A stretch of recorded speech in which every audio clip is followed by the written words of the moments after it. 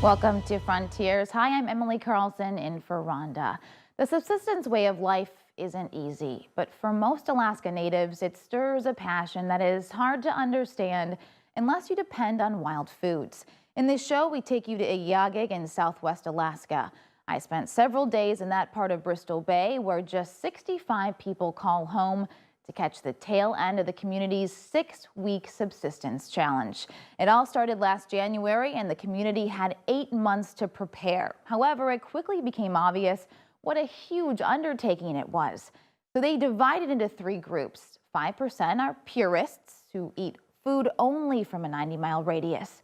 35% are called hardcores who dine on food grown and harvested in the state of Alaska. And then there are the whole foods people, about 30% whose foods can come from anywhere as long as it's unprocessed. Another 30% of the group bounced back and forth. But no matter what they did, everyone discovered they were better off.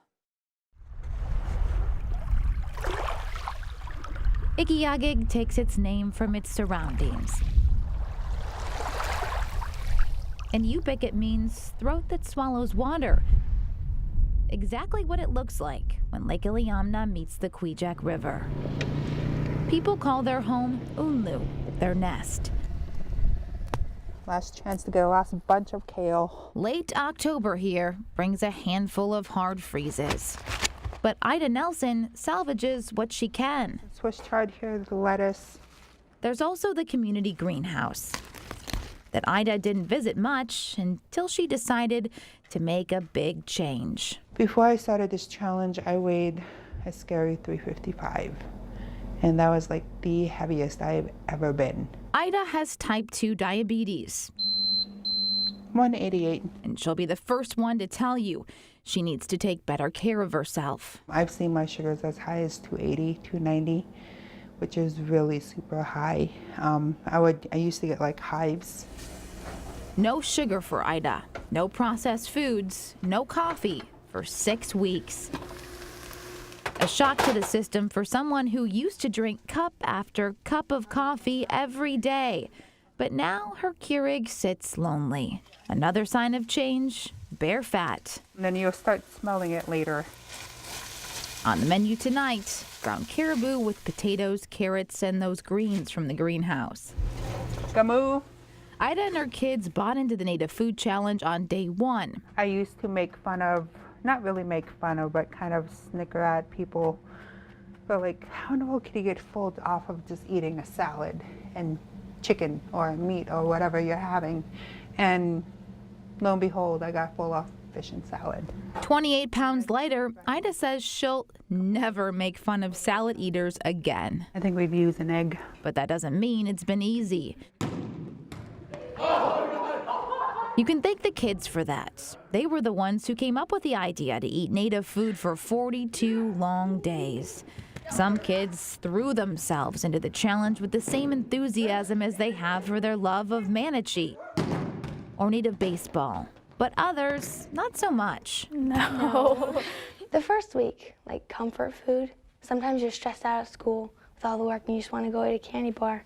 And I couldn't eat a candy bar anymore. Tate Gooden, who also doubles as the kids' PE teacher, took the idea and ran with it. So make sure you put week 5 on there. The kids track their progress every week and they talk about food a lot. Well, I think we're going to have over 200 pounds of weight loss of all the participants. They even tell each other when they cheat. We went to a teacher in service and they had cheesecake, so I failed.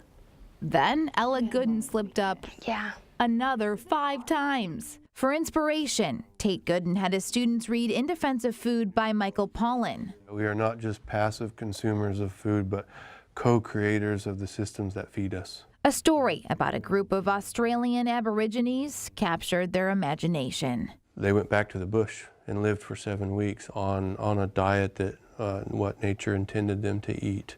Mr. Gooden hoped this story would get the kids to think more about what they put in their mouths. I think of food as just something you get off the shelf where it's, it's convenient. Wanted to have one of them to develop a little more deeper relationship with their food. A relationship that many in this community take very seriously. I went home to grab my halibut and This is Perfect Carl, his nickname because he's cheated exactly 0 times. I had a jar of that for lunch yesterday. They call him the purist because he only eats foods from within a 90-mile radius. And I've had bear fat and bear grease from Iliam, potatoes from Kokkinok. Today it's caribou, potatoes, and homemade sauerkraut.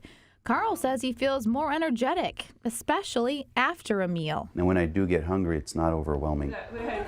While not everyone was as perfect as Carl, his family and the Bringhursts sat down to dinner to talk about what they learned and their progress. What kind of soup is this? Caribou. On the menu, caribou soup with Brussels sprouts, potatoes, and kale. I mean, everyone's talking about it everywhere I go. The hardest part is that first week. You're sluggish, you're tired. You know how painful it is the first 5 days. It was just agonizing. The most basic building blocks of your body, they're screaming for that easy energy. They want So that. the trick is, if we do this again, is don't ever cheat. I mean, cheating is cheating. I cheated. And there's no doubt about it. like we need to It's support just Across town, there's another celebration, and here there is a lot of temptation.